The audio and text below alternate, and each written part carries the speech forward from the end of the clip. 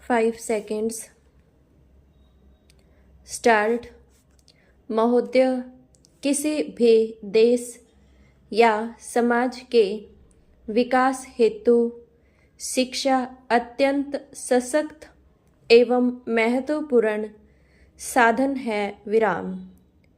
व्यापक रूप में शिक्षा जीवन पर्यंत चलने वाली ऐसी प्रक्रिया है जो व्यक्ति को उसकी नैसर्गिक शक्तियों के विकास में सहायता पहुंचाती है तथा उसे अपने वातावरण से समायोजन स्थापित करने की योग्यता प्रदान करती है। विराम।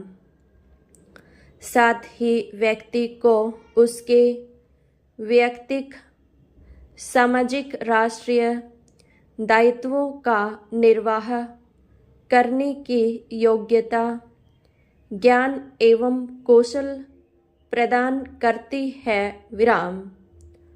भारतीय संदर्भ में उद्देश्य एवं उपयोगिता के दृष्टि से प्रौढ़ से प्रौढ़ शिक्षा भी इससे भिन्न नहीं है, बल्कि आज के सामाजिक, आर्थिक, राजनीतिक परिस्थितियों में प्रौढ़ शिक्षा का महत्व और भी बढ़ गया है।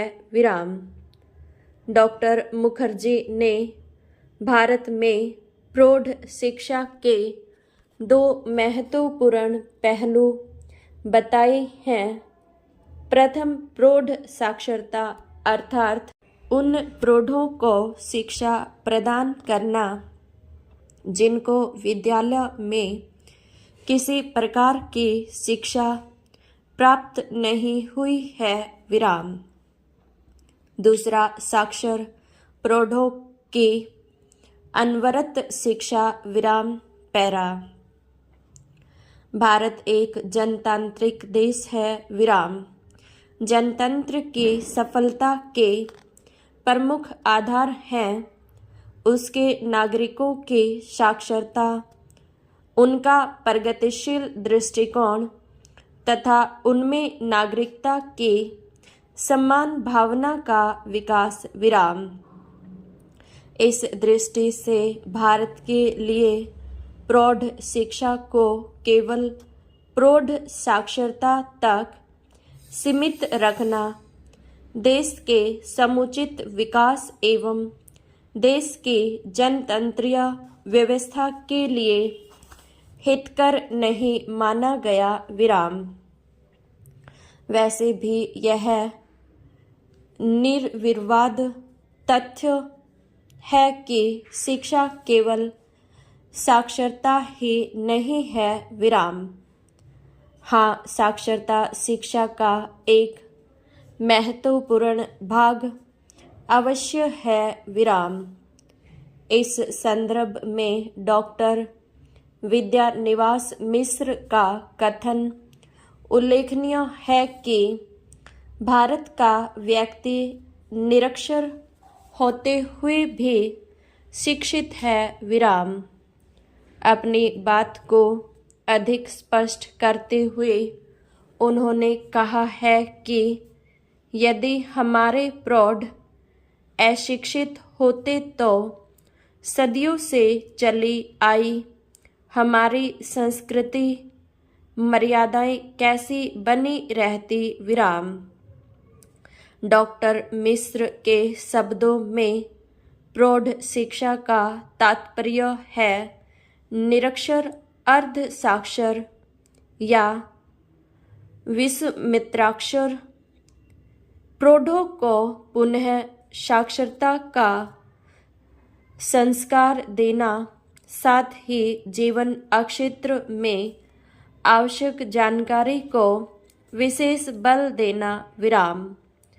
एक समृद्ध मौखिक परंपरा में हमारा प्रौढ़ शिक्षित है और उसे यदि साक्षर बनाने की योजना बनानी है तो उसके मौखिक परंपरा से प्राप्त अनुभवों को ध्यान में रखना होगा। विराम पैरा। एक तथ्य यह है कि देश की प्रगति के लिए निरक्षर व्यक्तियों को साक्षर बनाने के अतिरिक्त उनका नैतिक, बौद्धिक, सामाजिक एवं सांस्कृतिक उत्थान भी आवश्यक है। विराम। इसी दृष्टि से प्रौढ़ शिक्षा को व्यापक अर्थों में लेते हुए 1948 में श्री मोहनलाल सक्सेना के अध्यक्षता में नियुक्त समिति के परामर्शों को स्वीकार करके सरकार ने प्रौढ़ शिक्षा को समाज शिक्षा की संज्ञा से अभिहित किया। विराम। जनवरी 1949 में केंद्रीय शिक्षा सलाहकार बोर्ड के इलाहाबाद में संपन्न 15वें अधिवेशन में भारत के तत्काल शिक्षा मंत्री ने प्रौढ़ शिक्षा की नवीन धारणा का संदेश देते हुए कहा, प्रौढ़ शिक्षा को केवल व्यक्तियों को साक्षर बनाने तक ही सीमित नहीं रखा जाना चाहिए। विराम। प्रौढ़ शिक्षा के अंतर्गत व्यापक रूप से सभी व्यक्तियों को साक्षर बनाने का प्रयास करना चाहिए। विराम। यह सबसे अच्छा रास्ता होगा और हमें सफलता भी मिलेगी। विराम।